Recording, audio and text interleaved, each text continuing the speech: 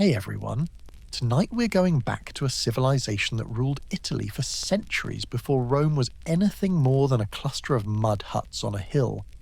A civilization that taught the Romans how to build cities and read the stars and bury their dead and conduct the rituals of power, and that was then so thoroughly absorbed and erased by the very empire it helped to create that, for a long time we barely knew it had existed. We are talking about the Etruscans.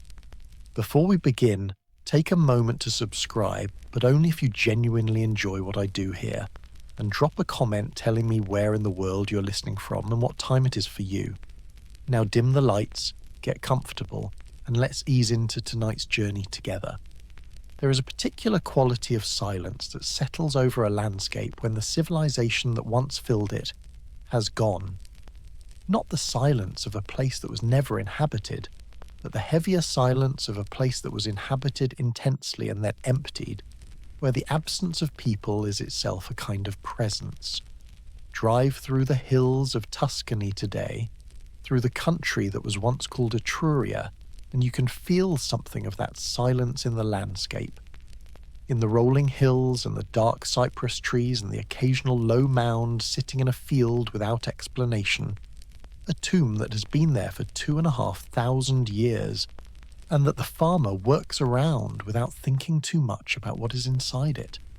The land of the Etruscans, the region of central Italy roughly corresponding to modern Tuscany, Umbria and northern Lazio, is one of the most beautiful and productive landscapes in the world, and it was, in the period of Etruscan power, one of the most consequential.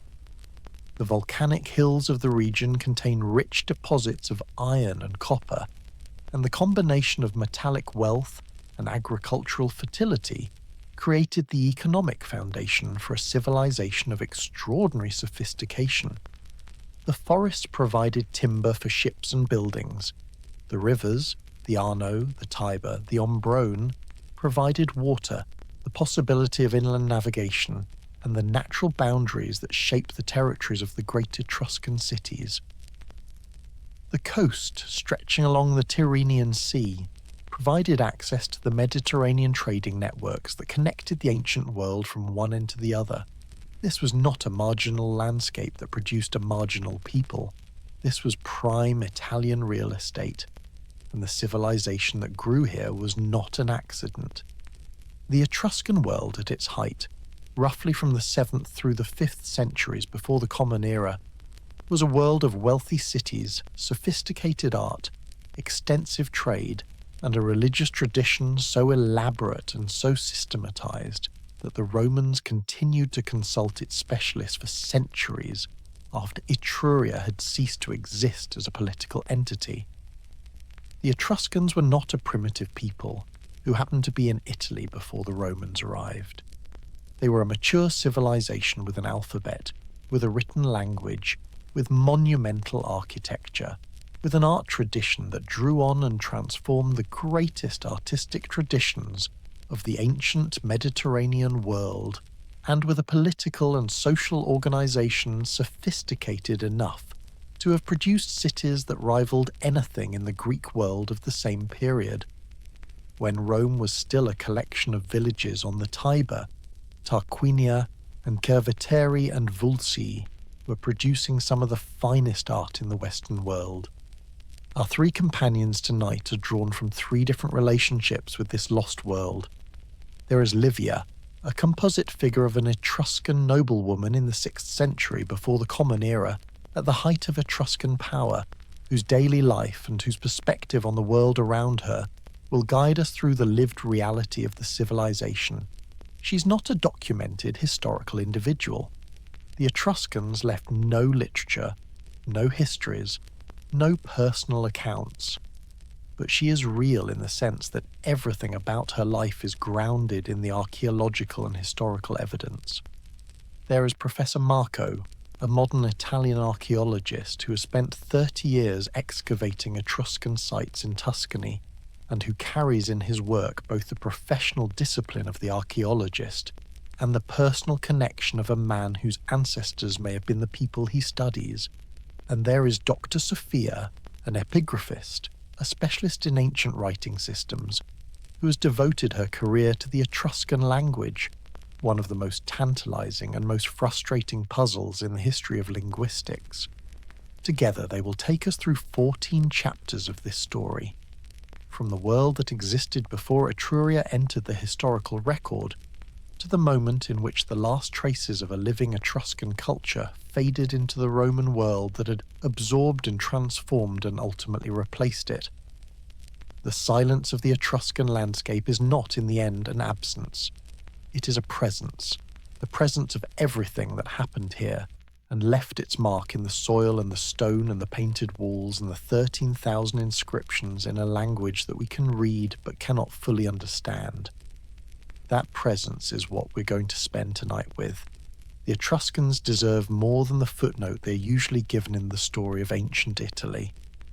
They deserve to be understood as what they were, a great civilization, one of the great civilizations of the ancient world, whose contributions to Western culture reach forward to the present in ways that most people never think about and never know.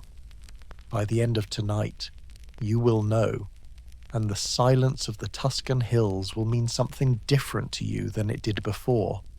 To understand the Etruscans, you have to understand the Italy they inhabited, a peninsula that in the early first millennium before the Common Era was not the unified Roman world that we know from later history, but a patchwork of distinct peoples, languages and cultures, each occupying its own territory, each with its own relationship to the broader Mediterranean world.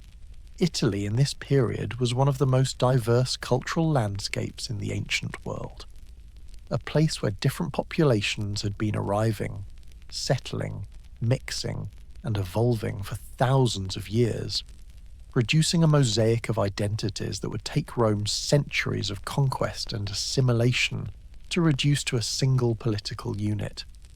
To enter this world is to leave behind everything you think you know about Italy, and to encounter instead something much more various, much more interesting, and in some ways much more alive.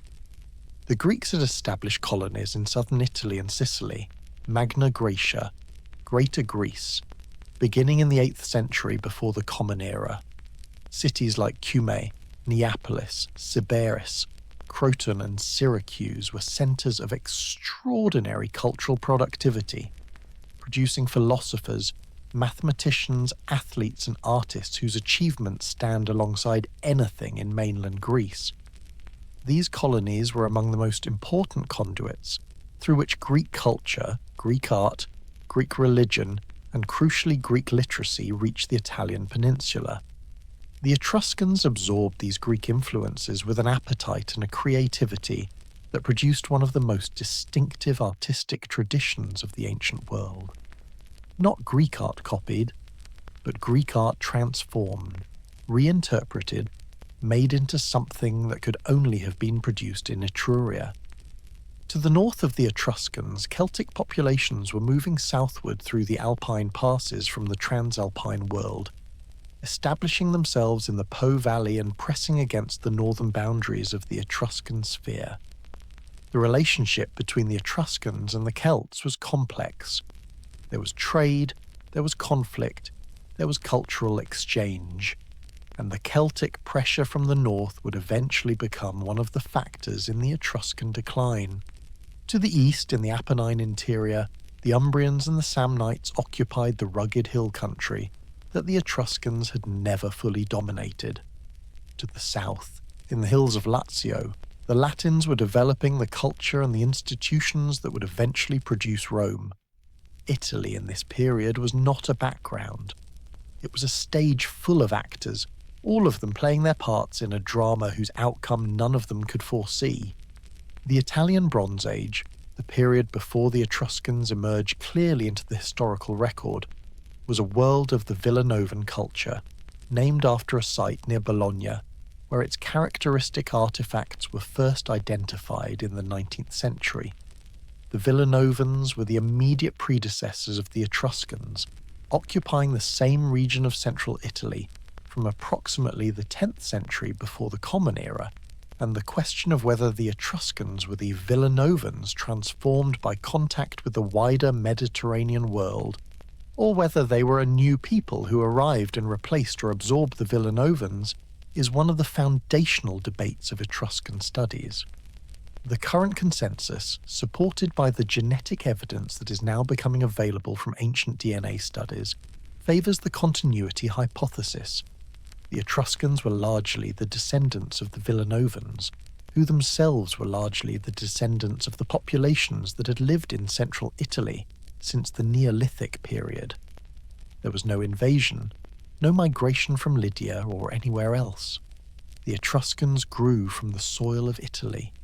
The Villanovan culture was itself not primitive. It was a Bronze Age and early Iron Age culture of considerable sophistication, with extensive metalworking traditions, with long-distance trade connections reaching north of the Alps and south to the Greek world, and with a social organisation complex enough to produce the nucleated settlements that would eventually become the great Etruscan cities.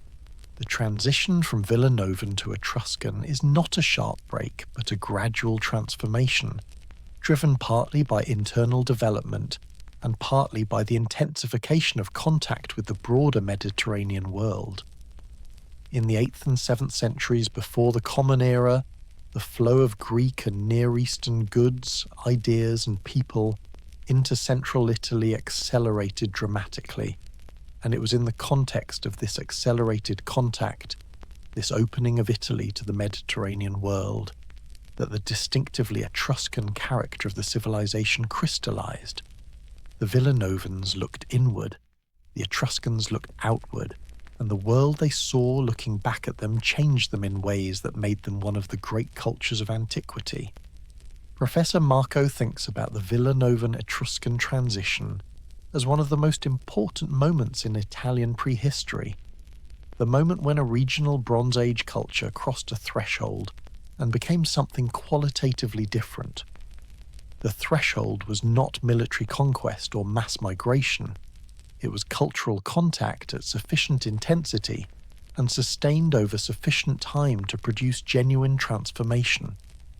The same process has happened many times in history. The transformation of provincial cultures through contact with more developed ones, the creative absorption of external influences that produces not imitation but synthesis. The Etruscans are one of the great examples of this process, and understanding how they managed it, how they absorbed Greek and Phoenician and Near Eastern influences without losing their distinctiveness, is one of the most instructive lessons that the ancient world has to offer. The question of Etruscan origins has fascinated and frustrated scholars for 2.5 millennia. Ancient authors proposed 3 main theories: that the Etruscans came from Lydia in western Anatolia, as Herodotus claimed in the 5th century before the Common Era, that they came from the Alps and were originally a northern people who moved south into Italy, as Livy suggested writing in the 1st century before the Common Era, or that they were native to Italy, as Dionysius of Halicarnassus argued in the 1st century before the Common Era, finding it implausible that a people so different from all their neighbours in language and custom could have come from anywhere else.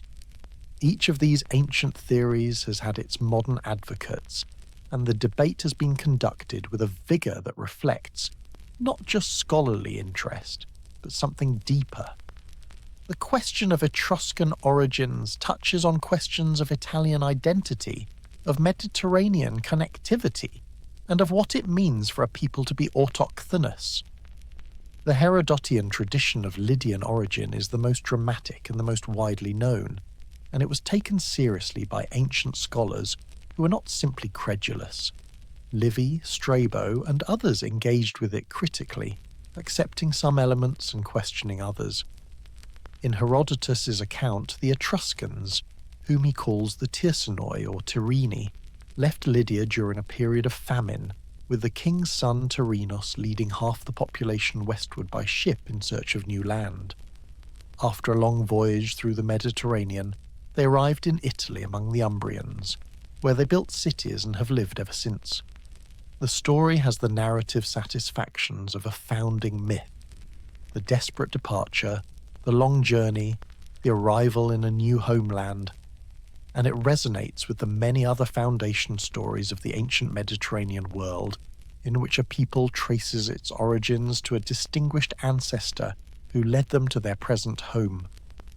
Modern scholarship approached the Lydian hypothesis with a mixture of linguistic and archaeological tools that largely undermined it. The Lydian language is an Indo-European language, related to Greek and to the other Anatolian languages of the first millennium before the Common Era.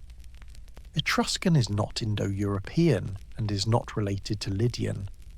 If the Etruscans had come from Lydia, you would expect their language to show some relationship to Lydian, or at least to the Indo-European language family. It shows none. The archaeological evidence is equally unhelpful to the Lydian hypothesis. There is no evidence of a significant migration from western Anatolia to central Italy in the relevant period, no Lydian-style artifacts appearing suddenly in Italian contexts, no discontinuity in the material culture of central Italy that would suggest the arrival of a new population from the east.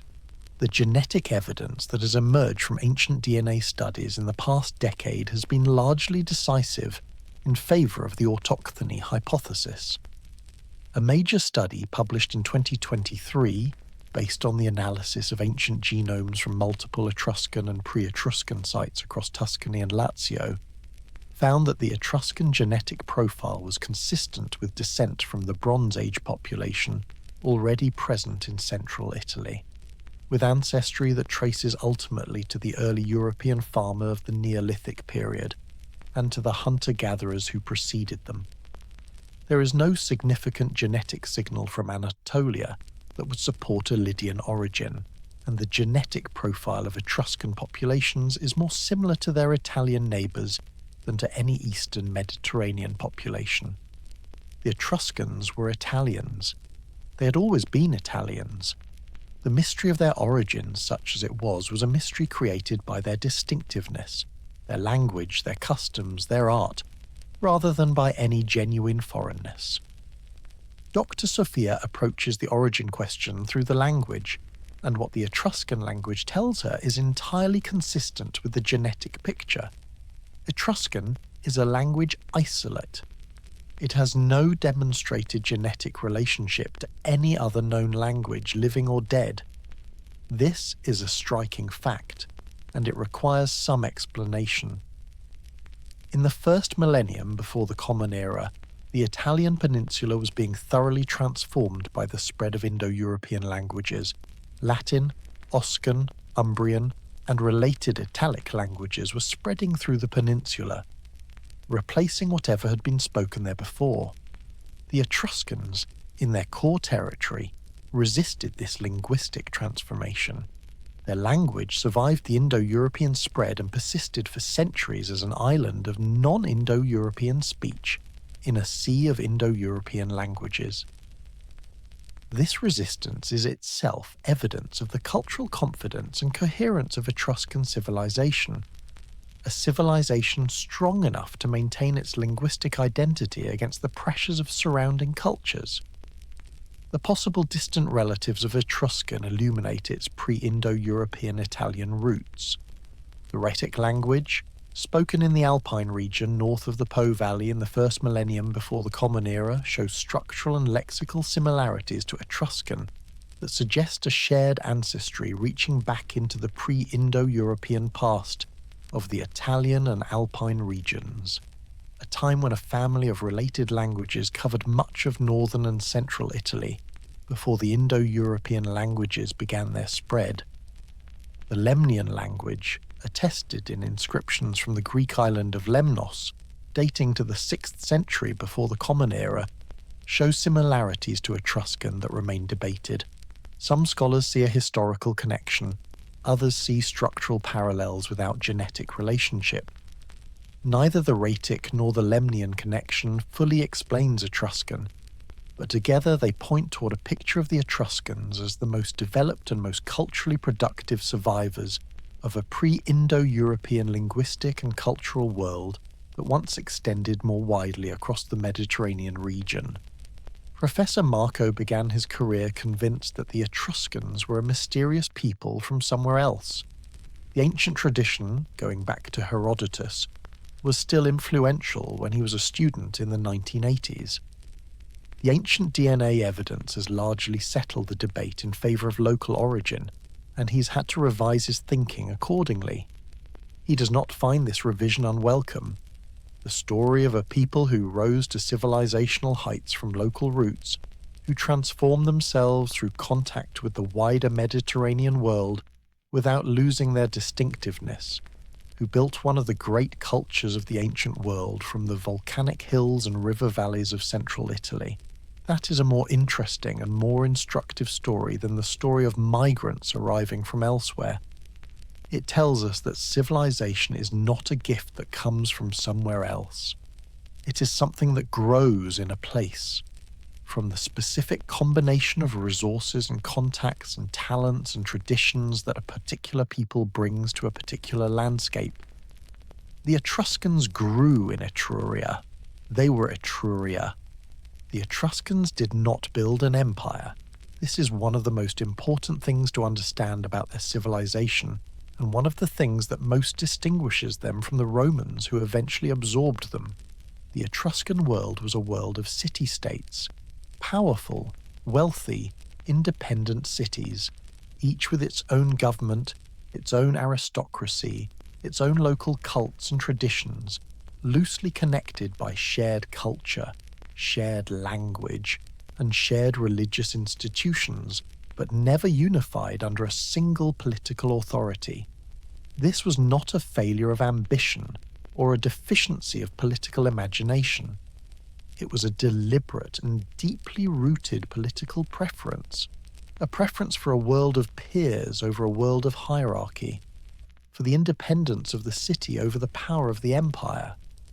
The Etruscans had every opportunity to build an empire, and they chose not to.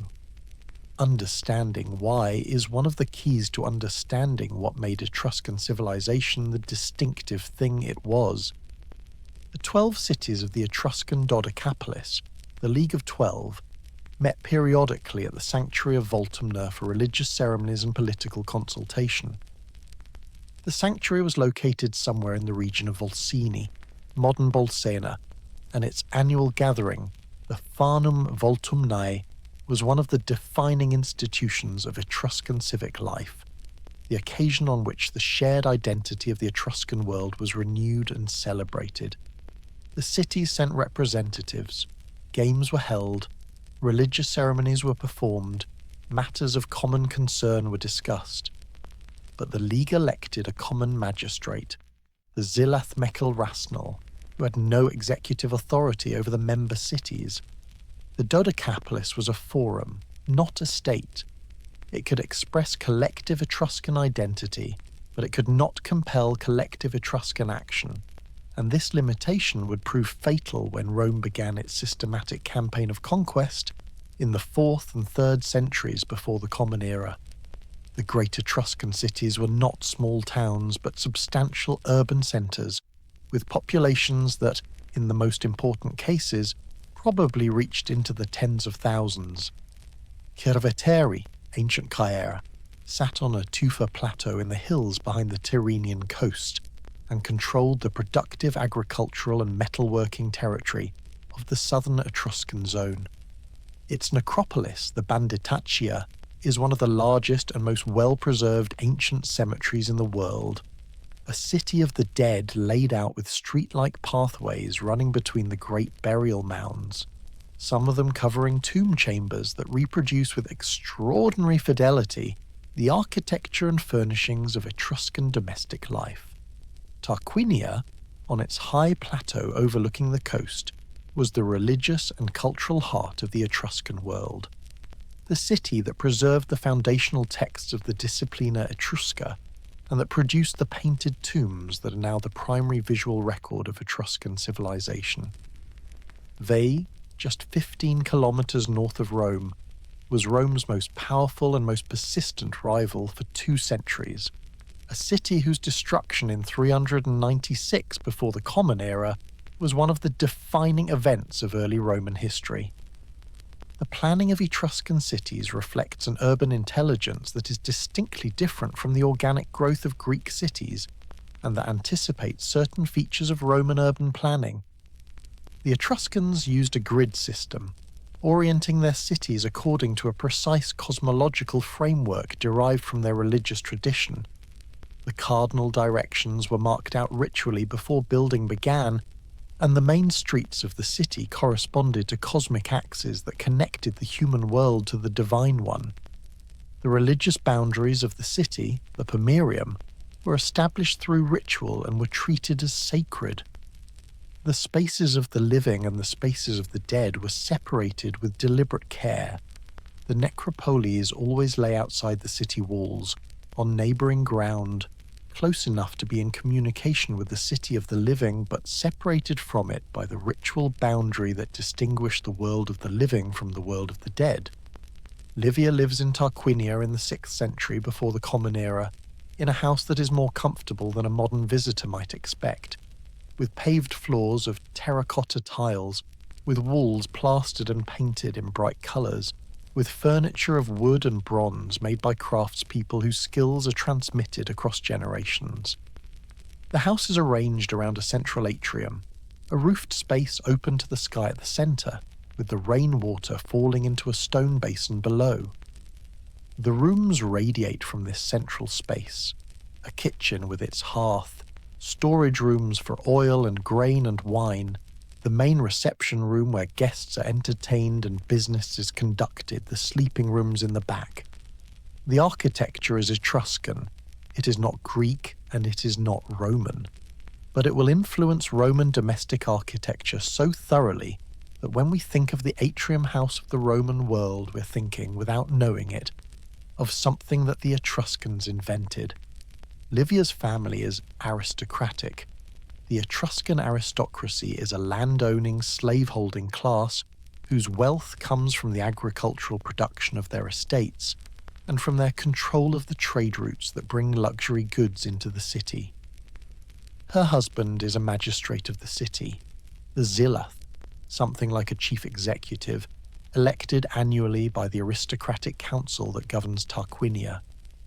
He will dine tonight with other members of the governing class, discussing the terms of a trading agreement with a Carthaginian merchant who has arrived at the port of Gravisca with a cargo of purple cloth and Phoenician glass. These are not abstract political figures. They are people doing the specific work of governing a prosperous city in a competitive world, and the decisions they make at the dinner table tonight will affect the lives of everyone in Tarquinia, from the smiths in the metalworking quarter to the slaves on the farms outside the city walls. The Etruscans were among the most accomplished traders of the ancient Mediterranean world, and their trading networks connected Etruria to every corner of a world that stretched from the Atlantic coast of Spain to the Levantine ports of the eastern Mediterranean. The foundation of Etruscan wealth was metal, the iron and copper and tin of the Etruscan hills, processed in the workshops of cities like Populonia and Vetulonia, and traded outward along the sea routes that the Etruscans controlled or influenced. Populonia, on the coast north of modern Piombino, was the only Etruscan city built directly on the sea, and it was the primary centre of iron smelting in the ancient Mediterranean world for several centuries. The slag heaps from Populonian iron smelting accumulated over centuries into mountains of industrial waste that the Romans later reprocessed for their own metalworking needs. The Etruscans had extracted the ore so thoroughly that the Romans found it more economical to resmelt the slag than to mine new ore. In return for their metals, the Etruscans imported luxury goods of extraordinary quality and variety. The painted pottery of Athens and Corinth, the finest ceramic production of the ancient world, flowed into Etruria in such quantities that many of the best preserved examples of Attic black figure and red figure pottery in the world today were found not in Greece but in Etruscan tombs. The Etruscans were the best customers that Greek pottery workshops had. They bought by the shipload, and they chose well. The finest pieces of Attic pottery from the 6th and 5th centuries before the Common Era came to Etruria because the Etruscan aristocrats who commissioned and collected this pottery had sophisticated taste and the wealth to act on it. Phoenician glass amphorae, Egyptian faience and scarabs, Near Eastern gold and silver objects. The range of imports found in Etruscan contexts is a testament not just to the wealth of the Etruscan elite, but to the reach and the ambition of the trading networks they had built. The Etruscan navy was a real force in the Western Mediterranean, and the Etruscans' reputation as pirates, a reputation assiduously cultivated by their Greek rivals who resented Etruscan competition in the waters they wanted to control, reflects the reality that Etruscan ships controlled significant portions of the Tyrrhenian Sea and were not shy about using that control to their commercial advantage. The Tyrrhenian Sea, named after the Tyrrhenoi, the Greek name for the Etruscans, was effectively an Etruscan lake in the Archaic period, the highway along which the wealth of the Mediterranean flowed into Etruria. Controlling access to this highway was the foundation of Etruscan commercial power, and defending that control required a fleet capable of enforcing Etruscan interests against competitors. The Greeks called the Etruscans pirates. The Etruscans called themselves merchants. The difference was largely a matter of whose ships arrived in harbour first. The Etruscan port cities, Pyrgi, Gravisca, Regisvilla, were not just commercial facilities but places of genuine cultural contact and exchange. Gravisca, the port of Tarquinia, has been extensively excavated in recent decades, and the finds reveal a remarkable multicultural community of merchants and traders who built sanctuaries to their own gods alongside the Etruscan ones.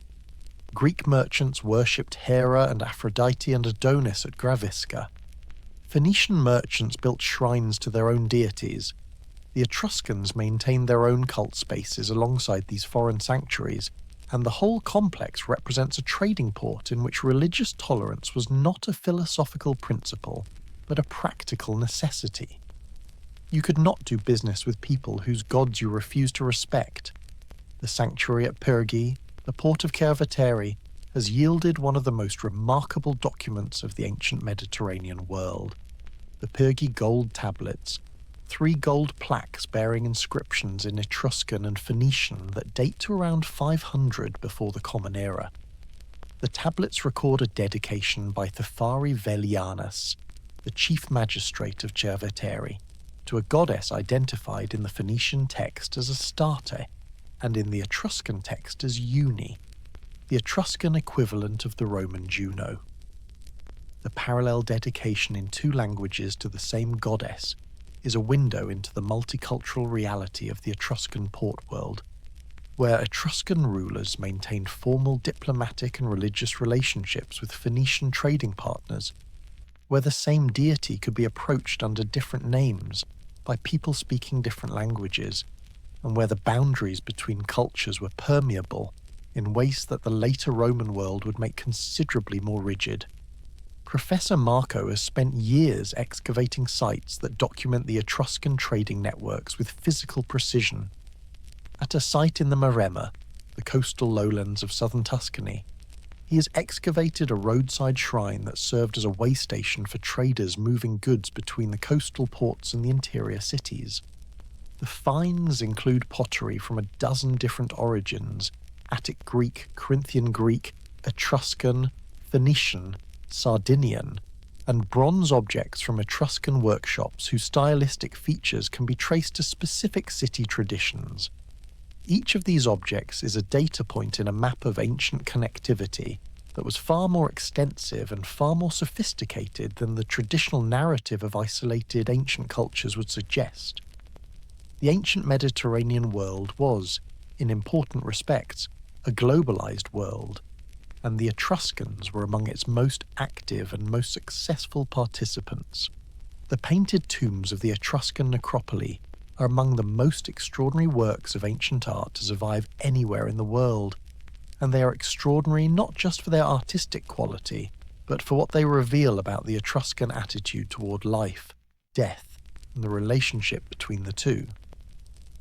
The tombs are not places of mourning and darkness, They are places of celebration and memory, their walls covered with images of feasting and dancing and music and athletic competition, and the pleasures of life that the deceased had enjoyed and would, the Etruscans believed, continue to enjoy in some form in the world beyond. To enter a painted Etruscan tomb is to enter a world that is insistently, defiantly alive, a world that refuses to accept that death is an ending rather than a transformation, that insists on the continuity of pleasure and beauty and sociality across the threshold between the living and the dead. The Tomb of the Leopards at Tarquinia, painted in the early 5th century before the Common Era, is perhaps the most famous of all the painted tombs, and it deserves its fame. The main chamber shows a banquet scene of remarkable liveliness, reclining figures on couches, being served by attendants, with musicians playing the double flute and the lyre, and dancers moving between the couches with an ease and a joy that the painter has captured with extraordinary economy of means. The figures turn toward the viewer with an immediacy that crosses 2,500 years without difficulty. These are people in the full presence of pleasure, people who are enjoying themselves and who know it, and who want you to know it too. The colours are still vivid, ochre and black and white, and the deep red-brown that is the characteristic colour of Etruscan painting, derived from local pigments applied to the smooth tufa walls, while the plaster was still wet so that the colours became part of the stone itself.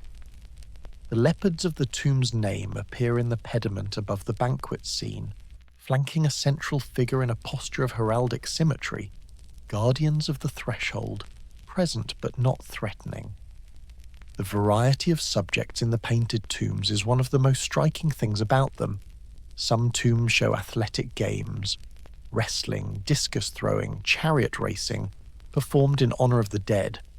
The Tomb of the Augurs shows a figure identified as a referee overseeing a wrestling match, and on the back wall a masked figure called Fersu engaged in a bizarre and violent ritual that has been interpreted as a precursor to the Roman gladiatorial tradition. Some tombs show hunting and fishing scenes of extraordinary naturalism. The Tomb of Hunting and Fishing at Tarquinia has a chamber whose walls are covered with birds in flight and boats on the sea. The whole scene bathed in a light that seems to come from above, as if the underground chamber had been transformed into the open air of the world that the deceased had loved. Some tombs show the journey to the underworld, processions of the dead accompanied by divine escorts, the transition between worlds made visible in paint. What is consistently striking across all the painted tombs is the prominence of women. Etruscan women appear in the tomb paintings not as servants or decorative additions to a male-dominated scene, but as full participants in the social world that the tombs depict. In the banquet scenes, women recline alongside men on the same couches, a practice that Greek visitors found deeply shocking, because in the Greek world a respectable woman did not attend a male symposium. The Greek writer Theopompus of Chios, writing in the 4th century before the Common Era, produced a notorious passage describing the sexual freedom of Etruscan women. They exercised naked with men, he claimed. They reclined with men who were not their husbands. They raised their children communally without knowing who the fathers were. The description is clearly intended as moral condemnation, and much of the specific content is almost certainly exaggerated or invented. But the underlying observation that Etruscan women had a visibility and a social participation in public life that was unusual by the standards of the ancient Mediterranean world is supported by the archaeological evidence. The tombs are not only paintings, they are architecturally sophisticated spaces that reproduce, underground, the architecture of the world above. The most elaborate tombs of Cerveteri, the Tomb of the Reliefs, the Tomb of the Shields and Chairs, have chambers whose walls are covered not with paintings but with carved reliefs depicting the objects of daily life. Weapons and armour, household utensils, personal ornaments, the equipment of agriculture and hunting. The effect is of a house whose contents have been frozen in stone, a domestic interior preserved for eternity. The tomb of the reliefs has a central hall with columns and a coffered ceiling, with carved couches along the walls and carved objects hanging from pegs carved from the stone. Everything you would need for the afterlife, rendered in the imperishable medium of tufa, guaranteed to last as long as the stone lasts. Livia has been to funerals. She's walked in the procession that carries the body of a dead aristocrat from the city to the necropolis on the neighbouring plateau, has watched the musicians playing the mournful notes of the funeral march, has seen the athletes competing in the games held in honour of the dead. She has stood in the tomb chamber, while the priests performed their rituals, while the haruspecs read the liver of the sacrificed sheep and pronounced the favourable signs that confirm the dead person's safe passage to the other world. She has seen the body laid on its stone couch in the tomb, surrounded by the objects that defined its owner's life, the painted pottery, the bronze vessels, the gold jewellery, the weapons if the dead person was a warrior. And she has walked back to the city in the evening light, the necropolis behind her on its plateau, the city ahead on its own plateau, and has understood, in the way that living people understand these things, that her own time in the city is finite, and that one day she too will cross to the other plateau.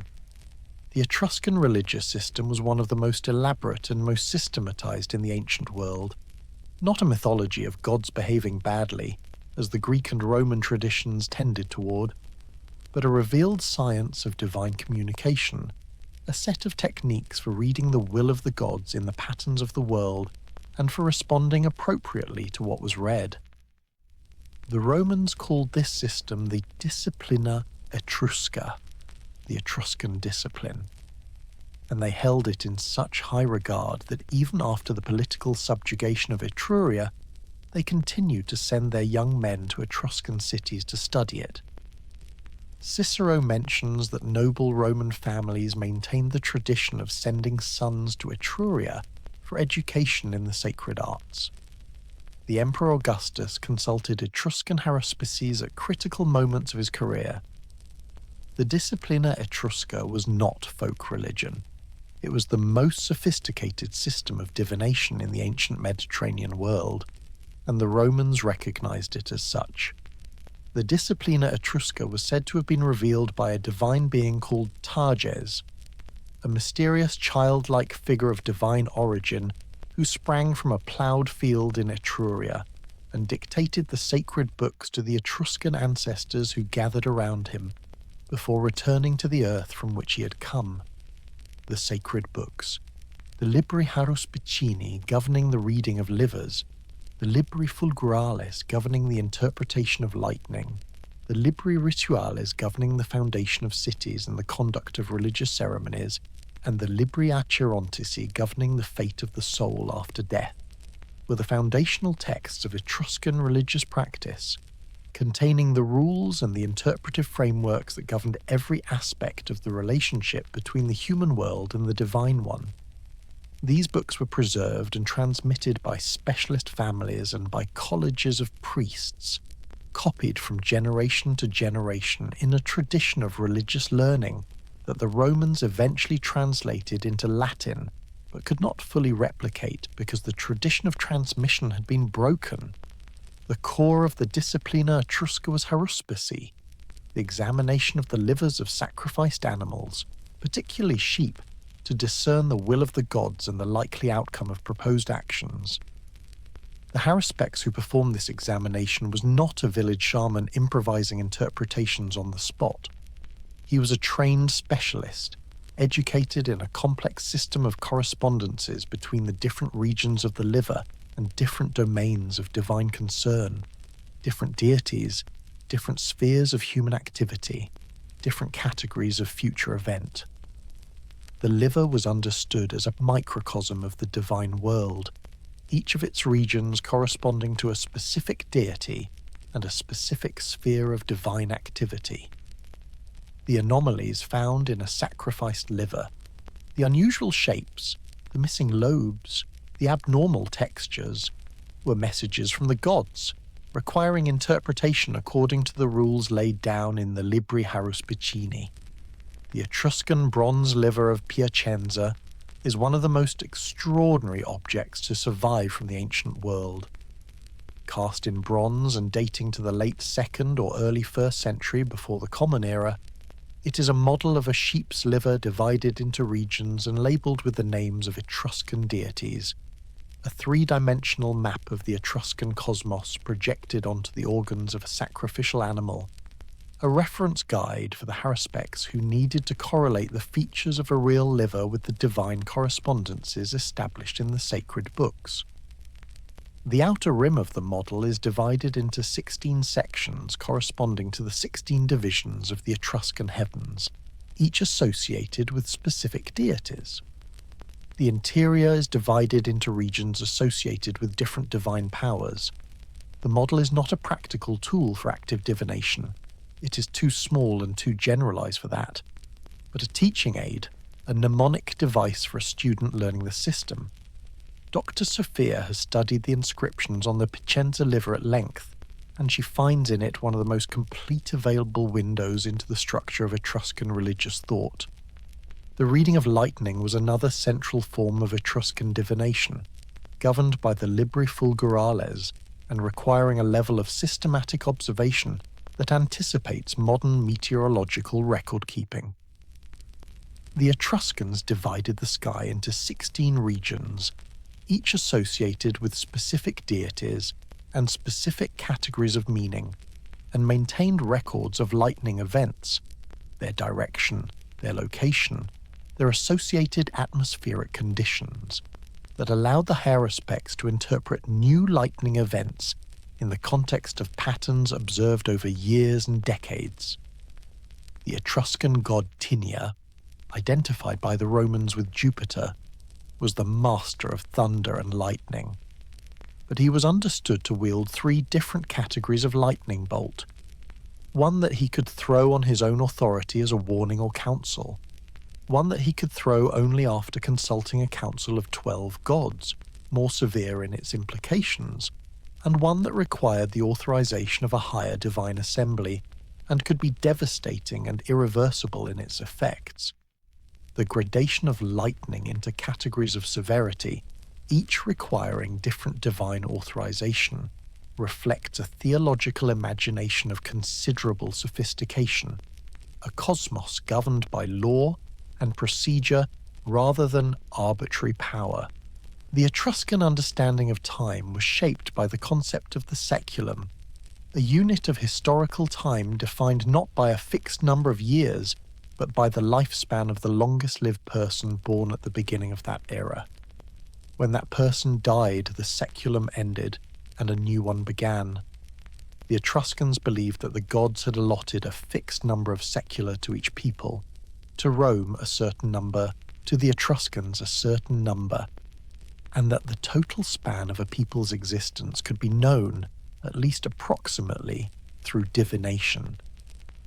The Etruscan haruspices are said to have tracked the passage of Etruscan saecula with great care, and the tradition recorded that the Etruscans knew how many saecula remained to them.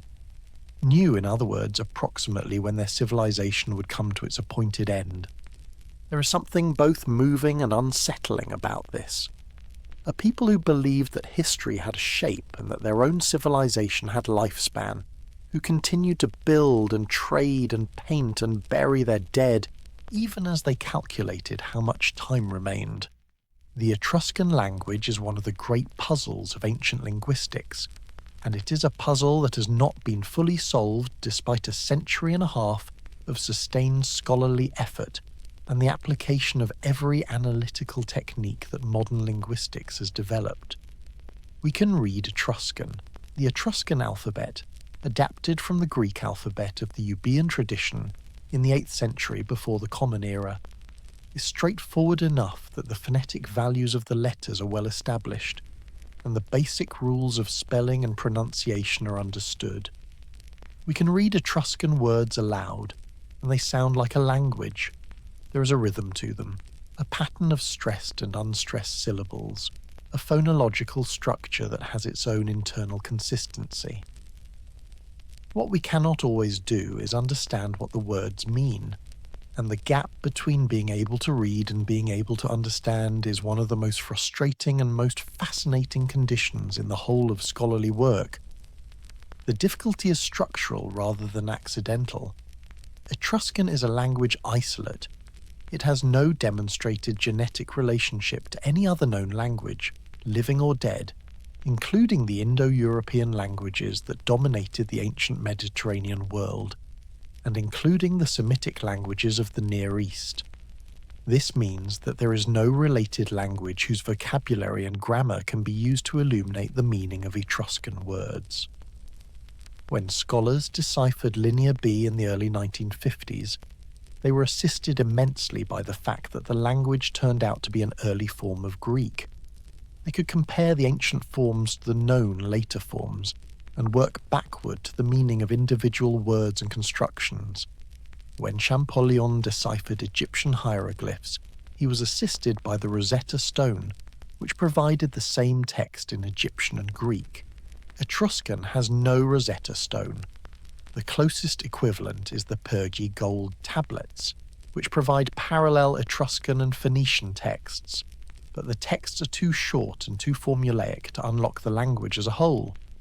Dr. Sophia has spent her career working in the small and imperfectly lit space between what is known about Etruscan and what remains mysterious. The vocabulary of everyday object and relationships is reasonably well established. We know the words for father and mother and son and daughter, for the basic kinship relations that structured Etruscan society. We know the vocabulary of magistracies and priesthoods, the titles that appear repeatedly in the dedicatory inscriptions that record the names and positions of the people who commissioned them. We know the names of the gods and the basic vocabulary of religious dedication, the phrases that accompany a gift to a deity, the formulas that identify a tomb and its occupant. We know numbers, though the system is incompletely understood. We know a substantial vocabulary of common nouns and verbs, but we do not know enough to read a continuous text with full comprehension, and the longer texts, the religious calendars, the ritual prescriptions, the funerary texts that contain the most information about Etruscan belief, remain partially or wholly opaque. The Liber Linteus, the Linen Book, is the most substantial Etruscan text that survives, and its story is one of the stranger paths by which ancient knowledge has been preserved. The text was written on linen cloth, probably in the 2nd or 1st century before the Common Era, in a careful hand that suggests a practiced scribe copying from an older original. The linen was subsequently cut into strips and used as wrappings for an Egyptian mummy, a process of recycling that was not uncommon in antiquity, when linen was a valuable material and old texts, no longer legible to the Egyptian embalmers who used them, were simply repurposed as bandage material. The mummy, acquired in Egypt in the 19th century by a Croatian traveller named Mihajlo Baric, passed through various hands and eventually ended up in the Croatian National Museum in Zagreb, where a curator noticed in 1891 that the bandages were covered with writing in an unfamiliar script. The script was eventually identified as Etruscan. The Zagreb mummy, as it is now known, carries on its linen wrappings the longest Etruscan text in existence, approximately 1,200 words, the equivalent of perhaps 4 or 5 pages of continuous text. The Zagreb Linen Book appears to be a religious calendar, a text prescribing rituals to be performed on specific days of specific months, with the names of the deities to be propitiated and the specific offerings to be made. The text is organized by date, with each entry consisting of the date, the deity, and the prescribed ritual action. This structure is clear and repetitive enough to allow a basic understanding of the text's organization and purpose. But the specific vocabulary of the ritual prescriptions, the verbs that describe what is to be done, the nouns that identify the offerings, the adjectives that characterize the required qualities of those offerings, is sufficiently specialized and sufficiently poorly attested in other Etruscan texts that much of the specific content remains unclear. We know what kind of text this is. We cannot always tell what it says. The epigraphic corpus of Etruscan, the approximately 13,000 inscriptions that survive on stone, bronze, pottery, and other durable materials, is rich enough to give a detailed picture of Etruscan naming conventions, social structures, religious vocabulary, and the basic patterns of Etruscan civic and commercial life. But it is a picture with large areas of shadow, areas where the vocabulary simply has not been attested often enough, or in context clear enough to determine meaning with confidence. Dr. Sophia works in these shadows, using every technique available. Statistical analysis of word distributions, comparison with the limited bilinguals, careful attention to the archaeological and artistic context of inscriptions, correspondence with the growing international community of scholars working on Etruscan, to add a word here and a construction there to the slowly growing vocabulary of a language that stopped being spoken nearly 2,000 years ago. The work is slow, the progress is real but incremental, and the complete understanding of Etruscan that she and her colleagues are working toward may never fully arrive, because the language lost its living community of speakers before it was fully documented, and what was not documented when it was alive cannot be fully recovered from the fragments that remain. Rome's debt to the Etruscans is one of the most significant and most underappreciated facts in the history of Western civilization.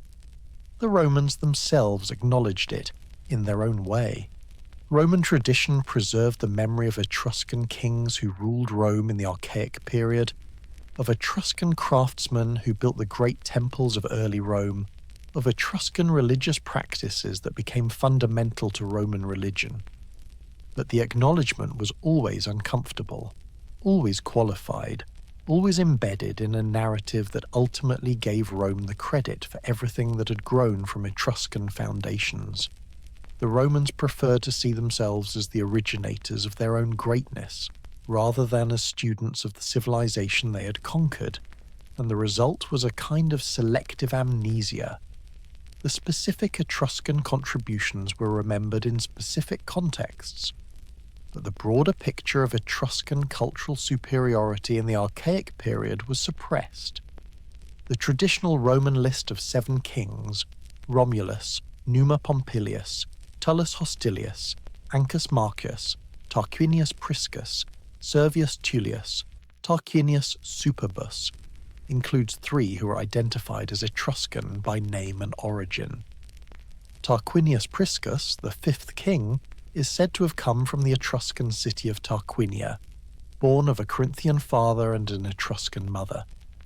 He is credited with introducing the games, the public spectacles of chariot racing and athletic competition, to Rome, with building the first drains and sewers of the city, with beginning the construction of the Circus Maximus, and with introducing the symbols of royal authority, the toga with a purple border, the ivory throne, the fasces, that would remain the symbols of Roman magisterial power through the entire history of the Republic and the Empire.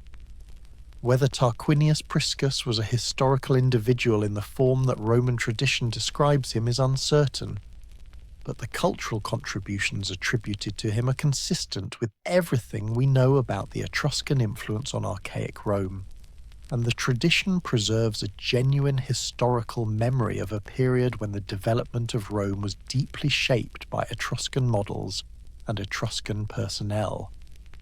The fasces, the bundle of rods and an axe bound together with a leather strap, carried before Roman magistrates by lictors as a symbol of the authority to command and to punish, were Etruscan in origin and Etruscan in their specific form. The earliest known representations of the fasces come from Etruscan art and contexts, and the Roman tradition attributed their introduction to the Etruscan kings. The toga, the characteristic garment of Roman citizenship, that complicated arrangement of wool whose proper draping required years of practice and a patience that modern people find difficult to credit, was adapted from Etruscan dress, specifically from the tabenna, the Etruscan woolen mantle that the Etruscan aristocracy wore at ceremonies and banquets, the specific form of the Roman toga, the way it was wrapped, the conventions governing who could wear which colour, the protocol of its use, was developed from the Etruscan original in ways that preserved the Etruscan association between the draped garment and civic authority. The augury, the reading of bird flight and bird behaviour as a means of discerning divine favour before important public actions, was an Etruscan practice adopted wholesale by Rome. The Roman augurs, who were responsible for taking the auspices before major public decisions, were practicing a form of divination whose rules and interpretive framework derived from the Disciplina Etrusca.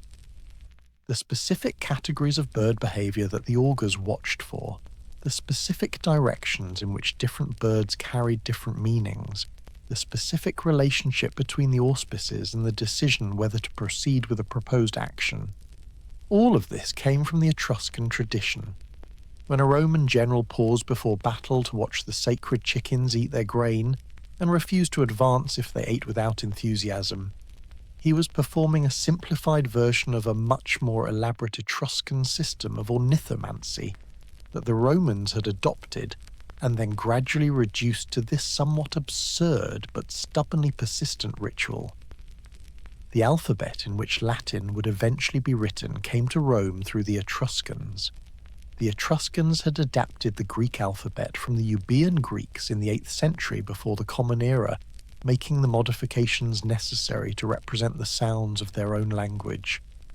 Some of these modifications, the dropping of letters that represented sounds Etruscan did not have, the addition of marks for sounds that Greek did not have, produced a version of the alphabet that was not identical to any Greek local alphabet, but was distinctively Etruscan.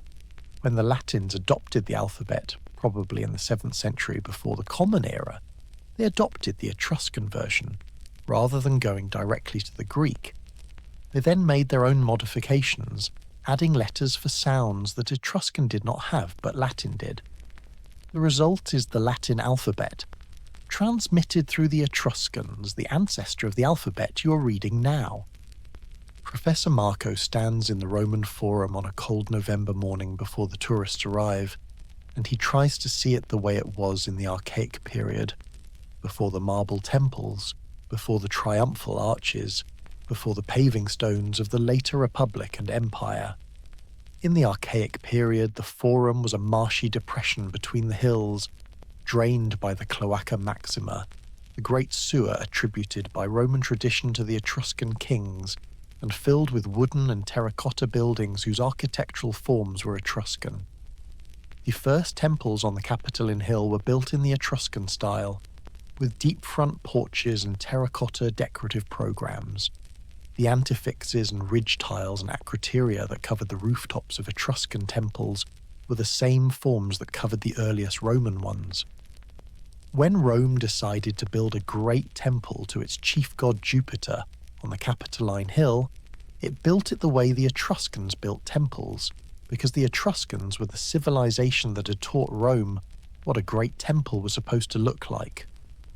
The decline of Etruscan power was not a sudden collapse, but a gradual erosion that played out over roughly 2 centuries, from the late 6th century to the early 3rd century before the Common Era, driven by a combination of military defeats, economic disruption, and the rising power of Rome and its Latin allies.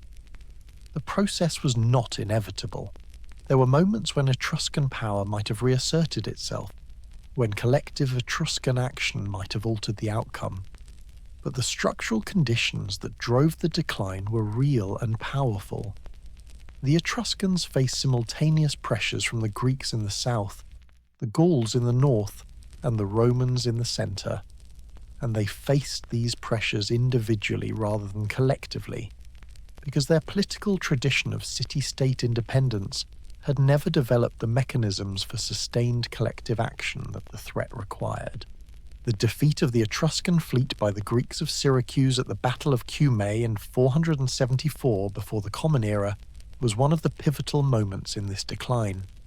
The Syracusan tyrant Hieron I, who commanded the Greek fleet, was one of the most powerful rulers of the Western Mediterranean world at this time, and his victory at Cumae represented the definitive assertion of Greek power in the Campanian waters that separated the Etruscan zone from the Greek southern Italian colonies. The Etruscans had for a generation been attempting to extend their power southward into Campania. They had established cities at Capua and at other sites in the fertile plains south of the Apennines, and the Battle of Cumae ended that project. Hieron dedicated the captured Etruscan bronze helmets at the sanctuary of Zeus at Olympia with an inscription identifying them as Etruscan spoils, a public, permanent, international statement of Greek victory over the Etruscans in the competition for the Western Mediterranean. The economic consequences of the naval defeat were significant and long-lasting. The Tyrrhenian Sea, which had been effectively an Etruscan lake, became more contested, and the trading networks that had sustained Etruscan wealth became more difficult and more expensive to maintain. The great flow of imported Greek and Phoenician luxury goods that had filled the Etruscan tombs of the Archaic period, the painted pottery, the bronze vessels, the gold jewellery, slowed perceptibly in the decades after Cumae. The painted tombs of the later 5th century are fewer and less lavishly furnished than those of the Archaic period. The social surplus that had supported the extraordinary artistic production of the 7th and 6th centuries was contracting, and the contraction was visible in the art. From the north, the Gauls pressed down through the Alpine passes into the Po Valley, beginning in the early 5th century and accelerating in the early 4th century. The Etruscan cities of the Po Valley, Felsina, modern Bologna, and others, were gradually overwhelmed or displaced by Celtic settlers who established their own communities in the rich agricultural land of the North Italian plain. The sack of Rome by the Gauls in 390 before the Common Era, one of the most traumatic events in Roman historical memory, came in the context of a sustained Gallic push southward that had already cost the Etruscans their northern territory. Rome eventually recovered and went on to conquer the Gauls. The Etruscan cities of the north did not recover. The pressure from the north and the pressure from the south, Greek naval power and Roman military expansion, was squeezing the Etruscan world from both ends simultaneously. Veii was the first great Etruscan city to fall to Rome, and its fall in 396 before the Common Era was experienced by both sides as a decisive event. The siege had lasted 10 years of Roman military investment that strained the resources of the early Roman state, but that ended in a complete Roman victory. The Roman dictator Camillus, who commanded the final assault, is said to have dug a tunnel under the walls of the city and to have emerged in the very citadel in the middle of a sacrifice being performed by the Veientine king. Before the final assault, the Romans performed the ritual of evocatio, a formal ceremony of invitation addressed to the gods of Veii, asking them to leave the city and come to Rome, promising them worship and honour in their new home. It was a declaration that the gods of Veii had abandoned the city, that divine favour had shifted to Rome, that the outcome of the siege was not just a military victory but a cosmic judgment. The population of Veii was enslaved. The territory was incorporated into the Roman state and distributed among Roman citizens. The city was left to fall into ruin. The fall of Veii shocked the Etruscan world and demonstrated the limits of the Dodecapolis as a system of collective defence. The other Etruscan cities had watched the siege for 10 years without organising effective relief. The League of 12 met at Voltumna and debated but did not act. The tradition records that other Etruscan cities refused to help Veii because of political quarrels, because of the specific character of the Veientine rulers, because of a calculation that Veii's fall would not threaten them. This calculation proved catastrophically wrong. Rome, emboldened by the fall of Veii, systematically extended its power over the remaining Etruscan cities in the following century, and the absence of collective Etruscan resistance made the process considerably easier than it might otherwise have been. The Etruscans fell one by one, in the order that Rome found convenient without ever finding the political will to stand together. The absorption of Etruria into the Roman state was a process that took more than a century after the fall of Veii, conducted through a combination of military conquest, treaty, and the gradual extension of Roman citizenship to the Etruscan population. It was not a simple story of Roman violence and Etruscan victimhood. It was a more complex process of negotiation and transformation, in which the Etruscan elite found ways to preserve their social position and their local influence within the Roman system, even as the distinctively Etruscan character of their cities was gradually eroded. The Romans were skilled at absorption as well as conquest. They knew how to incorporate defeated peoples in ways that made the incorporation feel like inclusion rather than subjugation, at least for the people at the top of the social hierarchy. The Etruscan elite, with their long tradition of sophisticated political maneuvering, were well placed to navigate the terms of their incorporation. The conquest of Etruria proceeded city by city over the course of the 4th and 3rd centuries before the Common Era. Tarquinia made peace with Rome in 351, fighting a losing war and accepting a 40-year truce, then a longer peace, then eventual incorporation into the Roman alliance. Serviteri, which had maintained friendlier relations with Rome throughout the Archaic period. The two cities had long-standing commercial and religious ties, received relatively favourable terms of incorporation, including a grant of civitas sine suffragio, citizenship without the right to vote, which was a form of partial incorporation that gave the inhabitants Roman legal status while keeping them out of Roman political life. Other cities received harsher terms. Their territories were confiscated in part, their leading families reduced in status, their institutional autonomy curtailed. The variation in the terms of incorporation reflected both the military circumstances of each city's defeat and the political relationships that had existed between each city and Rome during the preceding decades. The social war of 91 to 87 before the Common Era, in which the Italian allies of Rome rose in revolt against their subordinate status and demanded full Roman citizenship, was a turning point in the long process of Etruscan absorption. The Etruscans joined the revolt, or at least some Etruscan communities did, raising the flag of the Italian rebel confederation and fighting against Rome with a determination that surprised those who had assumed that Etruria was thoroughly pacified. The participation of Etruscan communities in the social war tells us that the incorporation of Etruria into the Roman system had not been as comfortable as the peaceful veneer of the preceding centuries might suggest. There were still Etruscan communities that felt the terms of their incorporation to be unjust, that resented their exclusion from full Roman citizenship, that were prepared to fight for a better arrangement even at this late date. The outcome of the social war was that Roman citizenship was extended to virtually all free Italians, including the Etruscans. The battle for inclusion was won, and the winning of it completed the absorption. The Etruscan language, already under pressure from Latin for 2 centuries, lost whatever institutional support it had retained after the extension of citizenship. Latin was now the language of every aspect of public life: law, administration, commerce, education, politics. The Etruscan language retreated to private and religious contexts, and even there it was gradually displaced as the generations passed, and Latin became the language of the home as well as the forum. The last datable Etruscan inscription, the last piece of writing in the Etruscan language that can be assigned to a specific context and a specific time, dates to the 1st century of the Common Era. By that point, Etruscan was an archaism, maintained in a few religious contexts by specialists who had learned it as a liturgical language rather than as a living one.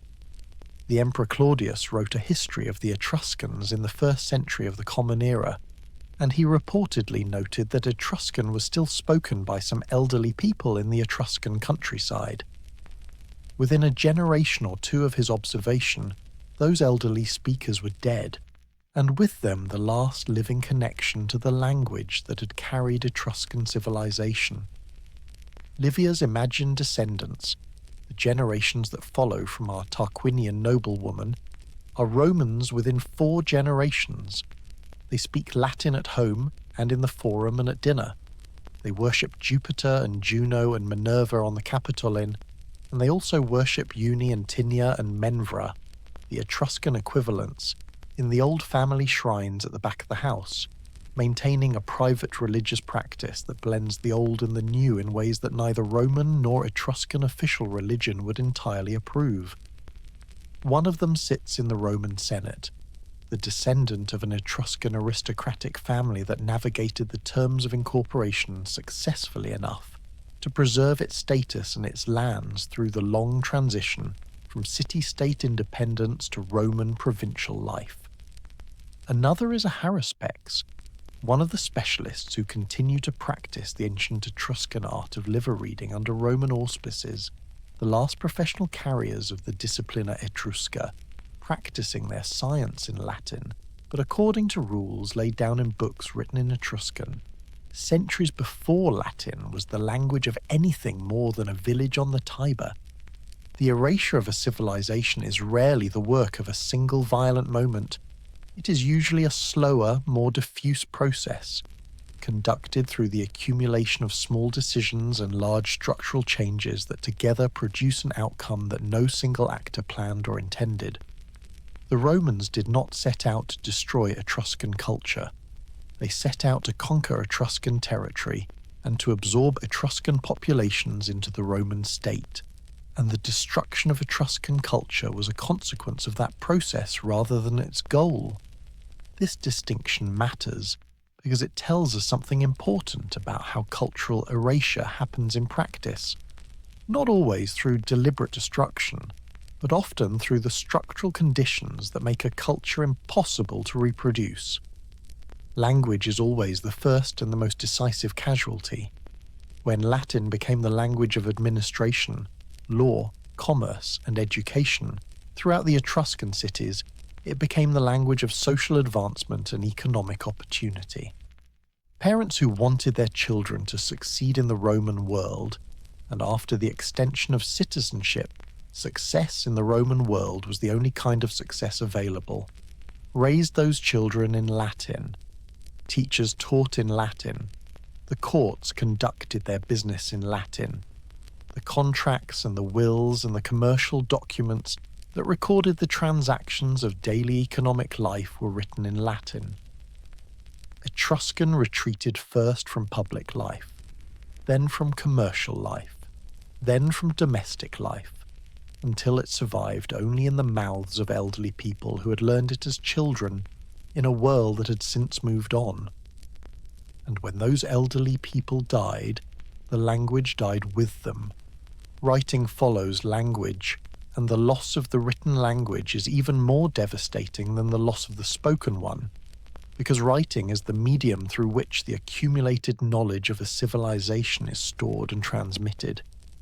The Etruscan religious books, the Libri Haruspicini, the Libri Fulgurales, the Libri Rituales, the Libri Acherontici, were the repositories of centuries of accumulated religious knowledge, product of generations of careful observation and systematic codification.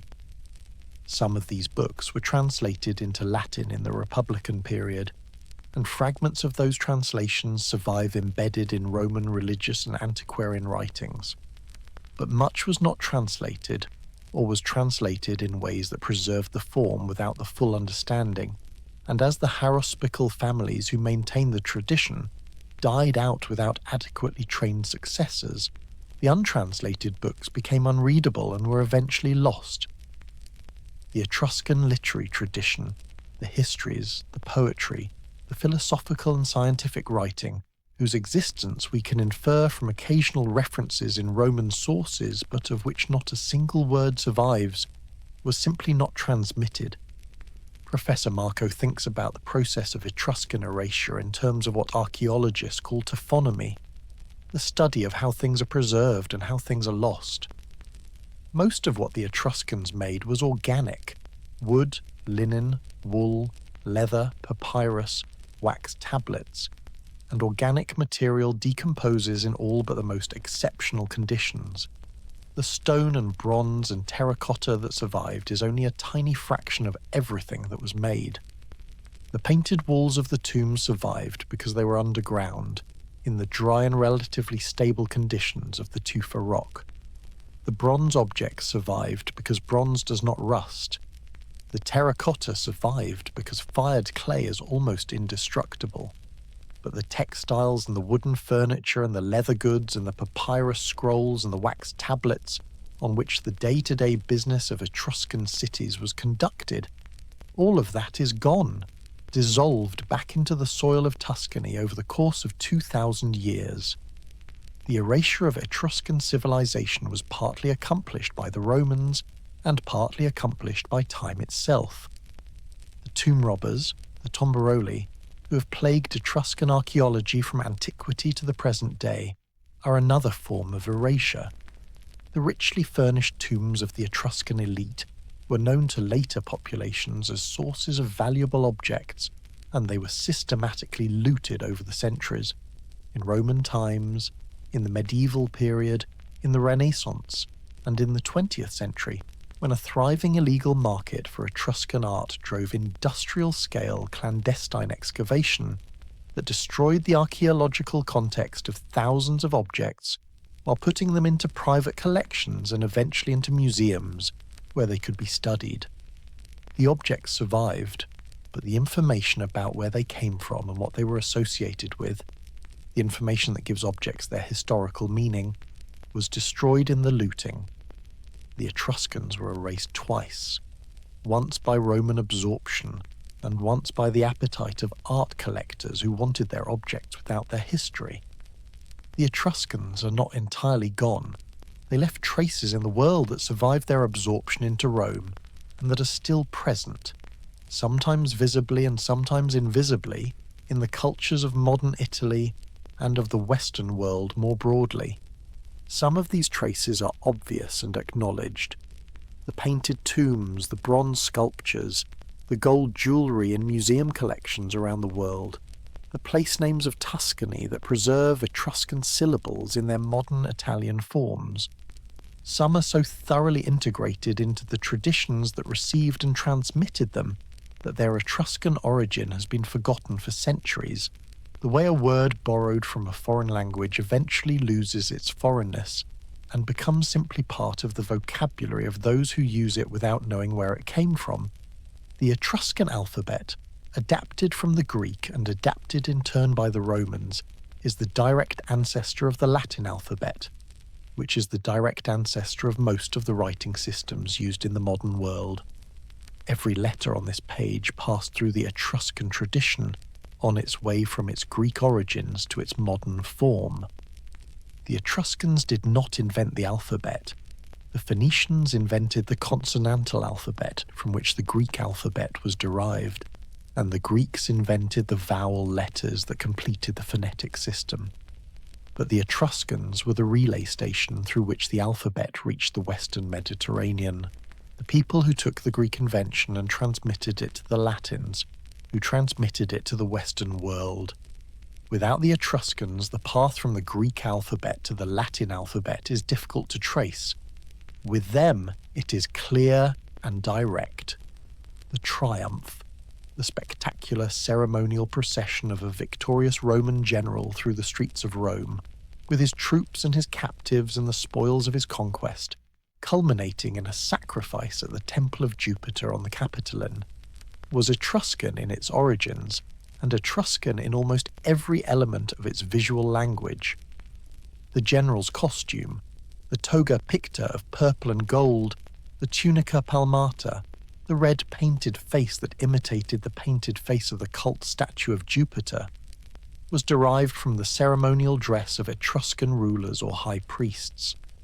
The ivory sceptre topped with an eagle, the laurel wreath, the four-horse chariot, all were Etruscan in their origins. Behind the general in the triumph walked the slave whose job it was to hold the laurel wreath over the general's head and whisper in his ear that he was mortal. Memento mori, remember that you will die. This practice too may have Etruscan origins, rooted in the Etruscan sense of the saeculum and the finite span of human achievement. The greatest celebration of Roman military power was, from beginning to end, a performance in an Etruscan costume. The gladiatorial games are the spectacles of armed combat that were the most characteristic and most controversial entertainment of the Roman world. The institution that has given us the word gladiator and the image of the arena and the thumbs up or thumbs down judgment of the crowd appear to have Etruscan origins, or at least Etruscan precursors. Roman antiquarian tradition attributed the origin of gladiatorial combat to Etruscan funerary practice. The idea that combat performed at the funeral of a great man honoured the dead by offering blood to the spirits. The tomb paintings of Tarquinia show the Fursu figure engaged in violent ritual games that have been interpreted as a precursor to the gladiatorial tradition. The specific form of the combat shown in the Fursu scenes, a masked figure, a dog, a blindfolded man, is bizarre and does not map directly onto Roman gladiatorial practice, but the connection between funerary ritual, blood, and public spectacle is suggestive. Whether the gladiatorial games derived directly from Etruscan practice or developed independently in Rome from similar roots, the Etruscan world was imagining the performance of combat as a form of honouring the dead before Rome was imagining anything. Dr. Sophia finds the question of Etruscan survivals in modern Italian culture one of the most speculative but also one of the most intriguing aspects of her research. The place names are the most secure evidence. Tarquinia, Cerveteri, Populonia, Vetulonia are all Etruscan city names that have survived in modified form through the Latin and medieval Italian layers of linguistic change into the modern world. The name Tuscany itself, Toscana in Italian, derives from the Latin Tusci, the Roman name for the Etruscans, from the earlier Greek Tyrsinoi or Tyrrheni. The Tyrrhenian Sea, washing the western coast of Italy, is the Etruscan Sea, named for the people who once commanded it. Every time someone says Tuscany or Tyrrhenian, they're using a word that preserves the memory of a civilization that has been gone for 2,000 years. Language is the most durable form of memory that human beings have, and the Etruscans are in the language of the landscape they once inhabited. Professor Marco has a particular affection for the small survivals, the things that have persisted not because anyone decided to preserve them, but because they were too deeply embedded in the texture of daily life to be removed. The fennel that grows wild on the hillsides of Tuscany, which the Etruscans cultivated and traded. The particular form of the terracotta roof tile that is still used on farmhouses in the Maremma, unchanged in its basic design from the Etruscan original. The orientation of certain field boundaries in the Tuscan countryside that preserves the grid laid out when an Etruscan city divided its agricultural territory into allotments thousands of years ago, and that has been maintained because it is easier to farm along an existing boundary than to create a new one. These small continuities are not grand survivals. They do not carry meaning or memory in the way that a painted tomb does, but they are evidence that the Etruscans left their mark on the landscape in ways that outlasted the civilization itself, in ways that are still present even when no one knows what they are looking at. Professor Marco drives back toward Florence at the end of a day in the field, the hills of Tuscany catching the last warm light of the afternoon in his rearview mirror. He has been at a site near Populonia, the ancient Etruscan metalworking city on the coast, where a team has spent the week excavating a domestic quarter. Not a tomb, not a temple, not a monumental public building, but the everyday residential and commercial area of the city, the part of the ancient world that tells you how ordinary people actually lived. The fines from the weak are modest by the standards of the treasure hunters who have plundered the tombs over the centuries, pottery sherds in their hundreds, fragments of animal bone from meals eaten and discarded over several generations of occupation, a handful of loom weights that tell you that someone in this house was weaving cloth, several coins of different periods, the remains of a hearth where a fire burned 2,500 years ago and went out, a fragment of a bronze fibula, a safety pin of a type worn by women. Ordinary things. The kind of ordinary things that the painted tombs with their golden ornaments and their divine-scale banquets tend to obscure. Someone lived here. Someone cooked on that hearth. Someone fastened their dress with that pin every morning and unfastened it every night. That person left no name and no image and no written record of any kind. But they were real, and their ordinariness is as much a part of the Etruscan story as the painted leopards of Tarquinia. Dr. Sophia is in her office in Rome working late by lamplight. On her screen are the photographs her colleague in Siena sent yesterday, an inscription found during a routine excavation in northern Tuscany. Short, perhaps 20 words, most of it in the formulaic language of religious dedication that she can read without difficulty. But near the end of the text is a phrase she has not encountered in quite this form before, a combination of words that might be a personal name, or might be a ritual title, or might be a description of the specific nature of the dedication. She's been staring at it for 2 hours, comparing it to every parallel she can find in the corpus, checking her databases, searching the secondary literature in Italian and German and English. She will write to colleagues in Bologna and Paris tomorrow. She may eventually reach a conclusion. She may not. The Etruscan language gives up its meanings slowly and partially, and the scholarly life of an Etruscan epigraphist is a life of patient, incremental progress toward the understanding that is always clearer than it was and never quite complete. Dr. Sophia has made her peace with this. The language is interesting precisely because it resists full understanding. A language you could read like a newspaper would not hold you for 30 years. Livia has gone to sleep in Tarquinia. The city is quiet in the way that ancient cities get quiet in the small hours. Not silent, because an ancient city never achieves silence, but settled into its nighttime register of dogs and owls and the distant sound of the sea wind coming over the hill from the Tyrrhenian coast. She does not know, lying in her house on the high plateau of the Civita, that in 3 centuries Rome will be the master of Italy. She does not know that in 5 centuries her language will be dying on the lips of the elderly. She does not know that the paintings on the tomb walls that her family will build, the feasts and the dancers and the musicians and the leopards in the pediment, will last 2,500 years, will be found by men with trowels in a world she cannot imagine, will be looked at by people speaking languages that have not yet been invented. All of that is future, and the future does not exist. What exists is the weight of the wool blanket and the smell of the lamp oil burning low in the corner, and the particular quality of the Tyrrhenian night, which has its own smell and its own temperature and its own quality of darkness. What she knows as she moves towards sleep is the texture of her world, the gold of her jewellery against her skin, the sound of her children sleeping in the room beyond the wall, the conversation at dinner tonight about the Carthaginian merchants' prices, and the quality of the new pottery from the Volscian workshops, and the upcoming festival at Voltumna, where the 12 cities will gather, and the games will be held, and the political business of the Etruscan world will be conducted in the shadow of the gods. She knows the names of the gods and the rituals that honour them, and the omens that need attention, and the favourable signs that the horospecs read last week in the liver of a sheep sacrificed at the family shrine. She knows her city and her family and her world. The world will not last. No world lasts. but it is not the world's job to last.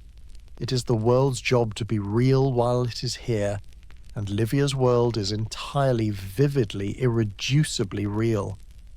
The Etruscans are in the paint on the tufa walls and in the bronze of the great sculptures, and in the alphabet you read with, and in the name of the sea, and in the name of the region, and in the genes of the people who farm the same hills their ancestors farmed.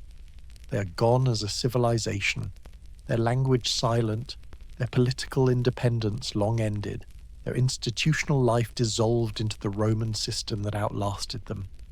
And they are not gone as a presence.